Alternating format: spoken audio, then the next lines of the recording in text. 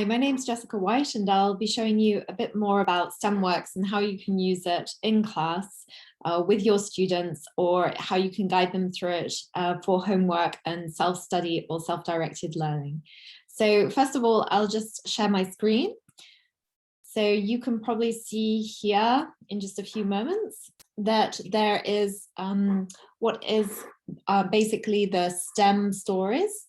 And the STEM stories are going through certain aspects of particular topics. And in this case, it is about genetics and how information is passed on from parents to a child.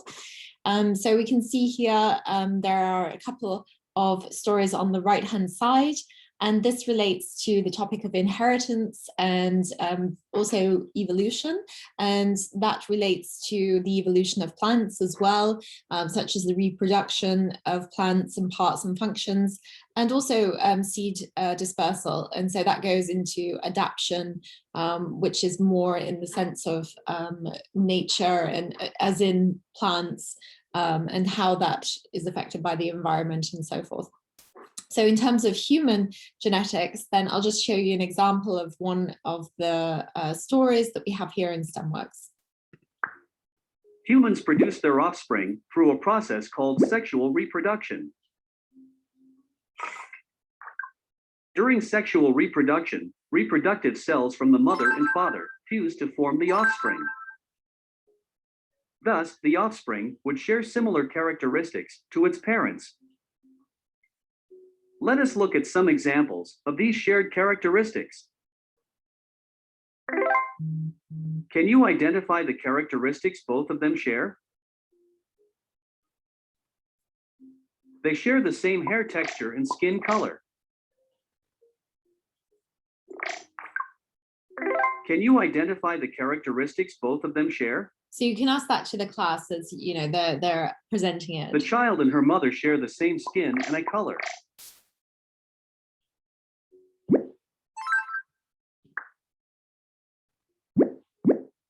Look at these two parents.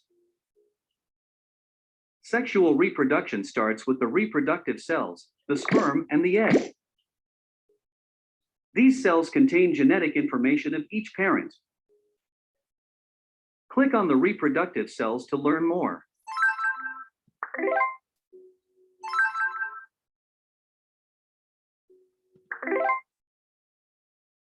These cells fuse to form a fertilized cell called the zygote.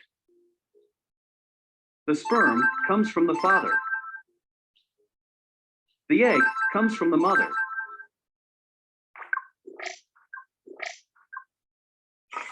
The zygote undergoes many cell divisions to grow and form a fetus.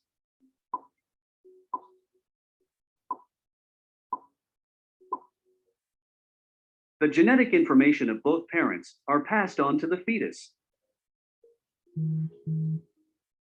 Let us recall what we've learned through this short activity. This is a flowchart that summarized the key points of sexual reproduction. Read the sentences and drag the correct words into the blanks provided. So first of all, we have a presentation, and then we have an interactive capability that the students can do. And you can do this as a group activity, or you can do it in pairs, or you can do it you know, at home. You can help them to do it for homework, and then you can teach more and do further classwork on this topic if they've done it at home. So you can do it before the class.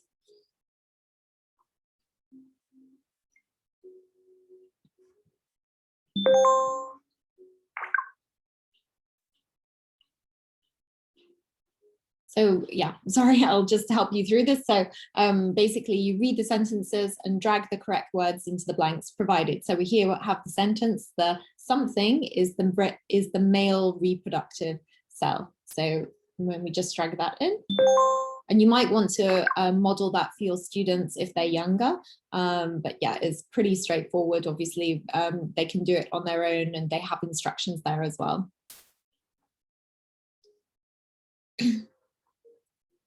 So for example, only the something genetic information is present in the egg.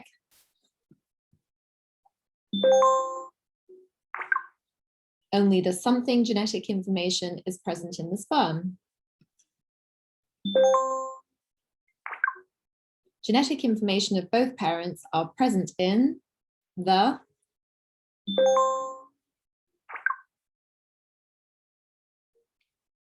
and then we have a blank to begin with.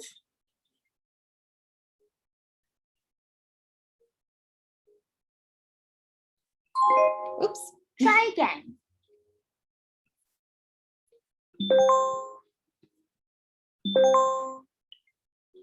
Well done. So it's quite good because, you know, obviously I just made a silly mistake there, but, you know, it's important that they have some kind of encouragement. So, you know, that try again thing is always like, oh, instead of you did it wrong, it's like, okay, this is what we can do further. So yeah, there's an example. And what's really good here is that it presents the ways in which scientific knowledge is often presented throughout the foundational science. So it looks at the flowchart, and the flowchart presents a series of ways in which ideas are developed and linked together, but also you'll find both within STEMwerkz and NODMA that there is that fill in the blanks aspect, because it encourages, you know, there's lots of new vocabulary there, so it encourages the students to think about the words within context, and then, you know, it presents the context as a kind of story. So it's all about discovery learning and, you know, presenting the knowledge within its context, really. So that's a completed activity. So I just want to show how then, you know, if you want to continue with that, then you can actually go through the different stories there, or students can do that at home. I just want to show you quickly how then that relates to NODMA. So I'm just going to check that my screen is showing the right. So I'm just going to stop sharing for a moment, and then I will share again to make sure that I'm showing you the right one. So here I created a book in NODMA called Patterns of Inheritance. So really here, then you'll see on one of the pages is that this is from STEMwerkz, so you can actually insert one of the learning activities, interactive learning activities within the page itself. And so I created this page, and as a teacher, you can actually create that page, and I will show you how to do that as well. But just to go through when the page has been created. So you have here the traits that can be passed on. Some characteristics such as fur pattern, leaf shape, and stem structure can be passed on to the young from the parents. So I just want to say that this is actually grade 6. So this is a bit of a higher level. So yeah, it's higher Key Stage 2 in terms of the UK curriculum. So yeah, you know, obviously when teaching your learning objectives, always think about what they need to learn in terms of the level, and then you can create your stories and you can create the vocabulary based on what their level is. So other characteristics such as height and weight may not be passed on. These traits vary according to the environment.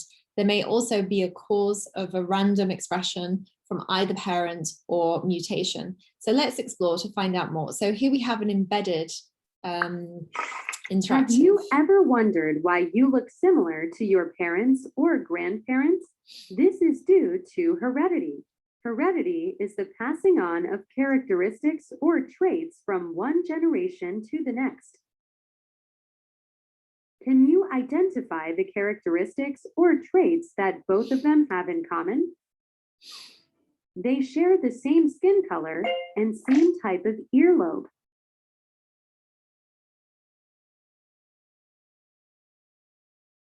Can you identify the characteristics or traits that both of them have in common? The child and her mother share the same skin and eye color.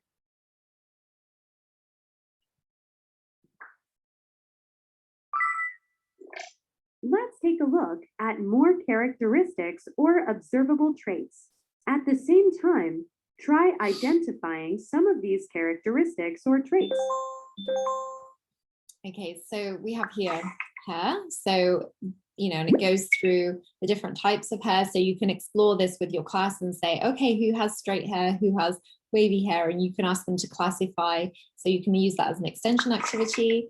Yeah, and skin, obviously it's really important to understand that there are different types of skin and that we're all the same in terms of we are all equal and that all skin colors are equal, but they are different colors. And so that's, quite a good, and you can have a look around your class. Maybe you have a diverse class, so that's good to introduce and recognize differences, but in fact that we're all equal in that sense. So eyelids, yeah, some obviously in Asia, then there is single eyelid in more European or America and so on, Australia, Oceania, then it's double eyelid. So that's also something to, sort of identify as a characteristic which you can classify. But again, emphasize that everybody's equal, just different. Okay, so after that, then I've put some fill in the blanks there, so you can see fill in the blanks, and then some questions. So according to the animation, what are some traits that can be inherited? Now that's a very free answer, and you can always check your answer. And furthermore, then you can actually, as a teacher, then you can look how the students have interacted with this and what kind of results there are. So I will show that in a minute of how you can actually check their answers. So yeah, what we then have is actually an activity that was already part of the book. So I mix and matched the book from an inheritance book that was already in NODMA by creating one that was a page that was very specifically geared towards the Year 6 UK curriculum. This is actually about the first geneticist, who is an Austrian monk. And you can see here, let's find out how Mendel experimented with peas, and you can explore that activity. Oops, sorry, let's just wait for it to load. So, and don't worry if it takes a few seconds, it's just like quite heavy animation and quite heavy pictures. So it just takes a while to load, but stay with it. And I'm sure that your students will be okay with it. It's it's often the case because obviously there's quite a lot on there that needs to be loaded. So we can have a look at step 1. And so in one experiment, Mendel planted seeds that were known to always grow be tall pea plants, and another set of seeds that always grew to be dwarf pea plants. Then he crossed, which is actually cross-pollinated, the tall pea plants with the pollen from the dwarf plants and vice versa, to see what the resulting seeds would become. Would they be tall, dwarf, or something in the middle?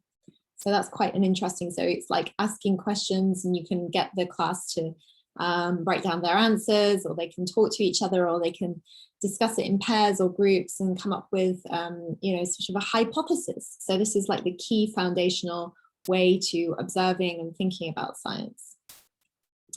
And then step 2, Mendel planted the seeds from the cross and observed that the traits resulting of the hybrids, which are all tall, Mendel called these hybrids F, the first filial generation. F generation only applies to offspring of purebred and true breeding parents. A hybrid is the offspring of 2 different varieties or species. So we can see how that's starting to differentiate there. And then we go on to step 3, and this one is he allowed the F hybrids to self-fertilize and produce seeds. These seeds gave rise to F squared, the second filial generation. In F squared generation, a ratio of about 3 tall plants to 1 dwarf plant was observed. What happened such that a dwarf plant was produced, the hybrid plants, in step 2? So we can have a look at the results there. And what's really interesting is, like, here is the Austrian monk, which is, I think, a great little illustration of who that Austrian monk is. And hello, take a look at the information in the table below and then tap me. So first of all, it's important to have a look at this information, and we can explore it here. The traits in the parental plants, the round seed and the wrinkle seed, and the F generation trait appearing is dominant, and that's all round, and the F generation squared So there's that amount, this is round, and there's that amount that's wrinkled. And then the ratio of dominance of the recessive F2 generation. So you've got 2.96 to 1. So that's quite interesting to look at what the ratio is. So what's dominant and what's, and then you can go on to the traits in the parental plants, the yellow seed and the green seed. And the F generation trait appearing that's the most dominant is all yellow. So you've got 6,022 that's yellow and 2001 that are green. So that's a ratio of 3.01 to 1. And it goes on like that. So let's have a look. Oops. So you can see here, it seems like one trait always appeared in the F1 hybrids, and this is called the dominant trait. And the other trait that seemed to have disappeared or recede in the F generation, only to reappear about a quarter of the total of the number of F squared off traits. This is called the recessive trait. So you can often see this like in plants, or sometimes when you're, you know, if you look at your offspring, like you can talk about, you know, for example, when you're talking with children, then you can say, do you perhaps maybe feel like you have a trait that is from your grandparents rather than your parents, or has it skipped a generation? So that might have been a recessive trait that's then being passed on to you that wasn't necessarily dominant and in the parents. So you can also talk about it in terms of humans as well. And that might be a really good kind of way to get them to identify with the difference between a dominant trait and a recessive trait. So for example, what is the trait that keeps appearing in the F hybrids called, so the dominant trait, and what is the other trait that seems to disappear or recede in the offspring called, so that's the recessive trait. Now these seem quite sort of simple questions, but the important thing is that you get your class and your students to repeat the vocabulary, because it's a lot of new vocabulary here. And whilst, you know, it's a lot of information, and the important thing is that through repetition in different ways of presenting the material in different ways, through writing, through talking about it, through dialogue in the classroom, and also doing experiments and relating back to their own experience, then it will stay within their memory and they'll be able to remember it, rather than it just being, you know, something like in a textbook that they see once and then they're tested on. So it's about presenting the material in different ways. So here we are, test your understanding. So very traditional family, but you can also, if you want to change the picture, you can as a teacher, so it doesn't have to be this picture. So this is just like a kind of generic family photo picture. Study the family photo below and answer the questions 1 to do. So which trait did the children inherit from their mother? So you can have a look there, and is it the hair color, the eye color, or the height? It's difficult to see the height, but you know, you can see the dominant traits going on there. And then that goes on to hereditary, and it goes on to cute puppies. Look at these puppies, they all belong to the same set of parents, yet they all look different from one another. Why do you think that is? So already you can ask these kinds of questions, get the students to think about their hypotheses of why the puppies look different based on the knowledge that they've had before. And then we can actually listen to the video and see what happens.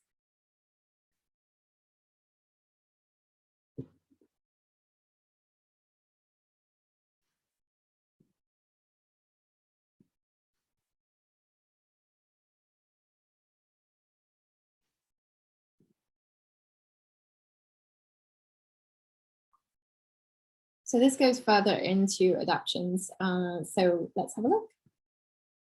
Do you think that this is true? Should all of the children be able to roll their tongue? What's the evidence? So let's have a look.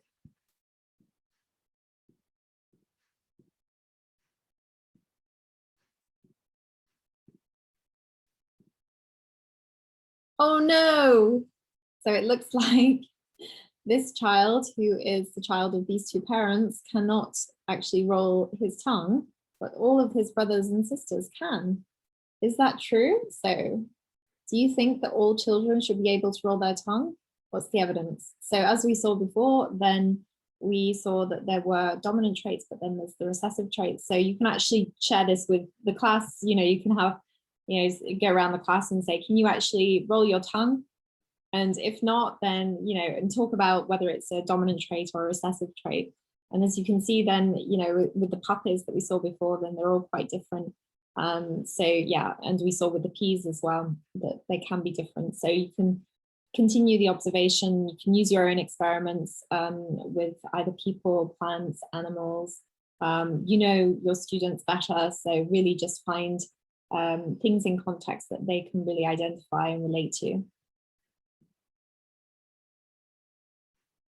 So it goes further on to adaptions in animals. I won't play the whole video, but basically I designed this within the writer, which I will show you in a minute. So you can add any third-party materials. Here I used like a fun animation from YouTube. So you can also use one of the interactive materials that we have from STEMwerkz, which I showed you. And then you can design a question based on the video. I'll just show you a couple of seconds from it. Yeah, so, you know, this is really going into the sense of how adaptation then works to evolution. So, you know, this is one of the main learning objectives within the UK curriculum, is, you know, and you can extend that activity by, you know, exploring different resources, which I'll show you in a minute. But you know, one of the main questions there is, in the animal kingdom, animals need to change to the conditions that are gradually or even suddenly different from the pre-existing ones. So, you know, that's just a starting point to talk about evolution. So yeah, if we just go over the page, evolution is really kind of following on from adaptation. And so you'll see here, for example, I used a photograph from the National Geographic. And I love this photo because it really, you know, brings home the point of, you know, seahorses didn't used to have seaweed, but because of, you know, getting killed and being like very exposed to predators, then a way that they adapted to their environment is they actually grew seaweed, which is really interesting because then they evolved, and so they can blend in into their environment. So, you know, so it's really like, it then goes into like evolution theory, and how there is a biological mechanism for which organisms adjust to new environments and change the environment. And that goes on to Charles Darwin and natural selection and so on. And, you know, this one's quite a long video, but I thought it was really well done. I got it from Nova, which is Evolution 101. And yeah, if I actually just, actually I'll just show you.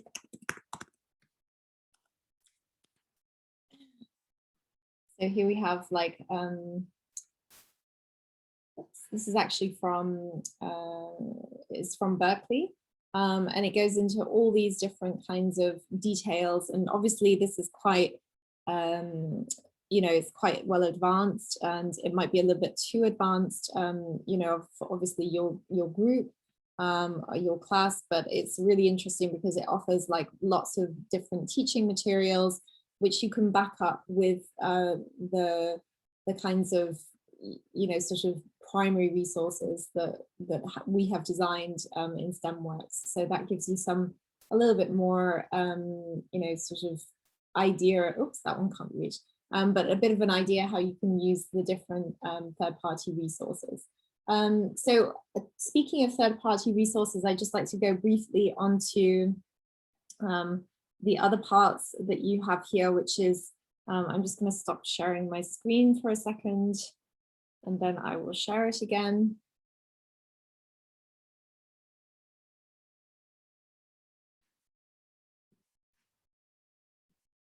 So what we have here is, at the moment, is the Royal Society Summer Science talks and activities, and you know, that's just actually videos, but what's interesting is that they're very much related to what's going on at the moment. So we have here the inspiring intergenerational connections of post-COVID, you know, sort of detecting landmines, mining for a sustainable future. So, and you've got an on-demand, you know, things like what's the bee's favorite flower, big summer science quiz. So this is particularly going on within the UK. And then it's got space activities like how has Hubble transformed our view of the universe? And if we click on that, then that really gives, you know, an event video, which is actually quite exciting. And that relates to perhaps the space topic that you've got. And, you know, it's also talks about air pollution and, you know, lots of different other aspects that you can link to there from the Royal Society. In addition, then there is also National Geographic. You can, you know, use some of their resources like I did. You know, this is actually the kids part, but, you know, you can actually just go through the different animal types and look at their pictures. And, you know, maybe you want to take an activity or two from their sites about adaptation, about mammals, about the way that mammals, you know, for example, the meerkats have, you know, adapted in their environment by having like a dark stomach because it's very hot. And so it's a way to kind of adapt to the heat, or the way the ears have grown, or these sort of cute little, how the cute cats have managed to be able to see in the dark. And they can really like look and explore what their favorite animal is and then talk about that and give a presentation about that. So, you know, we really encourage that you can use other third-party resources as well. This is another good resource, the Biosphere Foundation, which is scientific and has, you know, lots of different, it's really focused on climate change. And, you know, obviously there are lots of difficulties with coral reef at the moment. The coral reef has had to change depending on the environment. And at the moment, there's a lot of corals being bleached because they're dying. So that could also be, you could show that in terms of how negative effects of the environment have led to adaptation, but then also how we might be able to save it. So how to transplant corals. And yeah, so this is a really good resource for actual climate change. And it goes on to look at a lot to do with sustainability, and also how you can get involved with, say, education. And it might give you some ideas of how to do projects that you want to do in school, such as a plastic cleanup, or maybe even doing a music video, which is always a fun thing. But also maybe seeing how the biospheres work, because we're all living actually in a biosphere, but they recreated a biosphere to see the different ways of protecting the environment. And that was done in Arizona. So you can do lots of project-based learning here, and put these resources, you know, into NODMA itself, as I have done, and you can create videos and create questions, or you can get them to do a project. But it really, like, staying in NODMA enables you to look specifically like at bringing everything together. And then you can go, excuse me, onto the different, so you can go onto the activities and you can see like the different reading progress there. You can also create certificates if you want, or badges, but obviously you don't have to. And so if I just sort of go back to the, let me see if I cancel this, then you can see in your personal library, then there are all the books, and up here you can change it by going to the writer. And when you go into the writer, excuse me,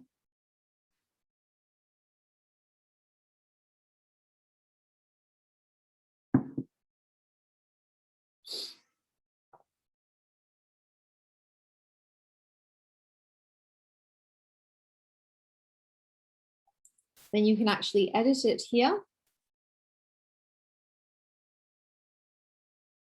So actually that's adaptions. You can go into patterns of inheritance, for example.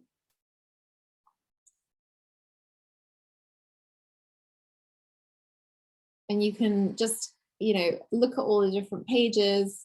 You can open up and you can edit a page. So if you wanted to edit a page here,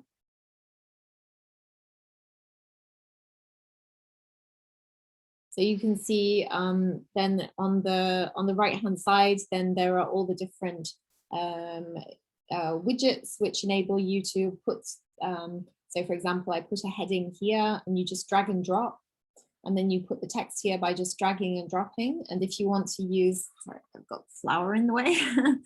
If you want to use an OAM, then you can just drag and drop that like that. So you see here, that's the OAM, which is actually taken from STEMwerkz, which are slightly different sometimes. You can also embed from YouTube, or you can put some audio in if you want to do your own audio, or images from, you saw the National Geographic one that I did. So maybe if I just show you, oh no.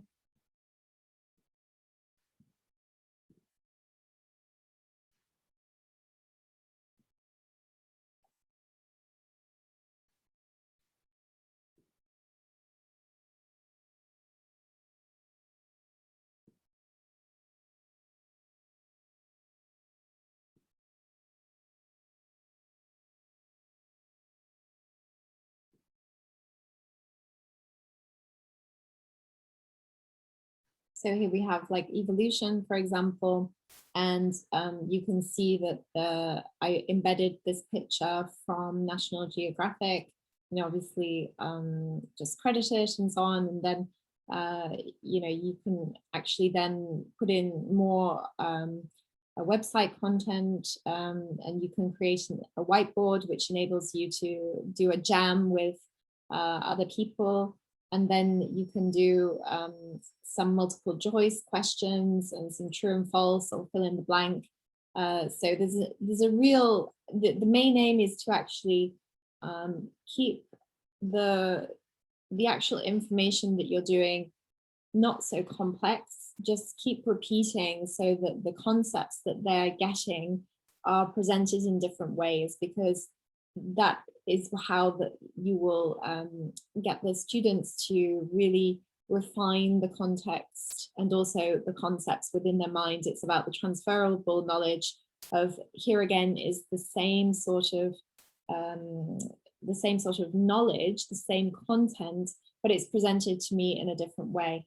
And that will also help the different types of learners, because obviously we learn in different ways. We often have dominant styles of learning. We don't always have one fixed style. We like, you know, auditory, visual, you know, sort of experimental, and, you know, often it changes with our mood.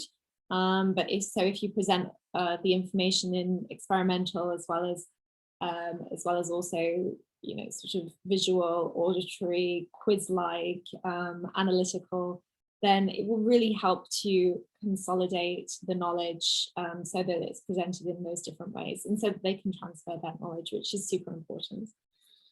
So that's really all I wanted to share about how you can use STEMwerkz and NODMA together. If you just want to, I'll just save that. Yeah, so every time you exit the book, then don't forget to save, which is quite important. Perhaps if you've made some changes. In fact, I didn't make any changes, but save just in case. And also, if you have made some changes, then don't forget to publish the book again, which enables it to be, you know, actually, you know, put within inside your reader.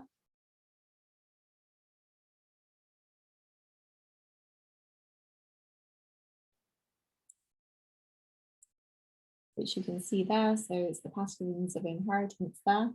And if you want to have a look what's going on with your class and how they're doing, I showed it in an earlier video, but I'll just very quickly show it to you now.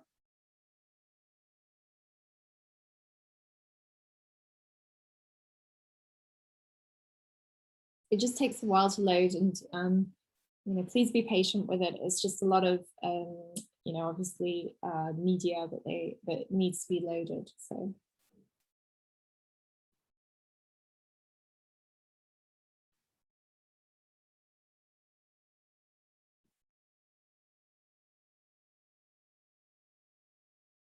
you can see the different students there.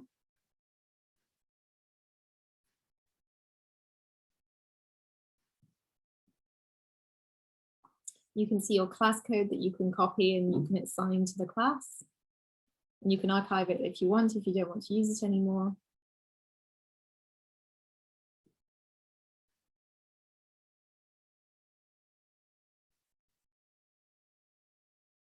So you can have a look.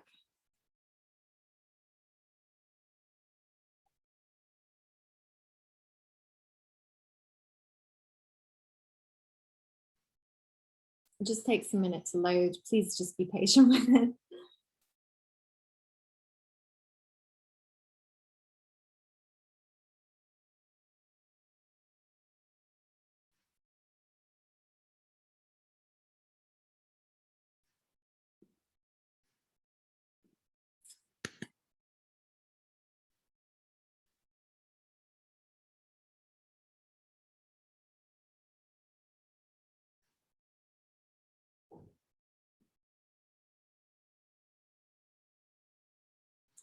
Okay, if you do run into some where it's taking a little bit longer, then you may want to just come out and then reload it, which I think I will do.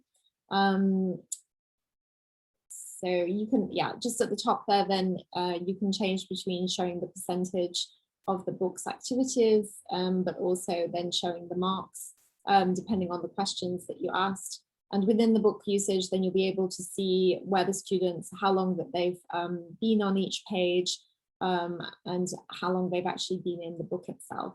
So the book's activities focuses on the questions themselves, and the book's usage is like how long they've actually stayed within the platform.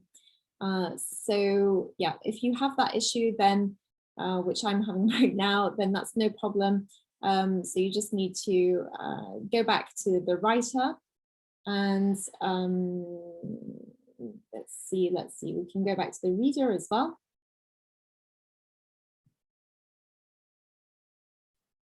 And what I will do is I will explore and see if there is an issue, but I'm sure there isn't. You can also contact whoever your contact person is, excuse me, with NODMA or Amdon, and we'll be able to support you if that is a continuous problem.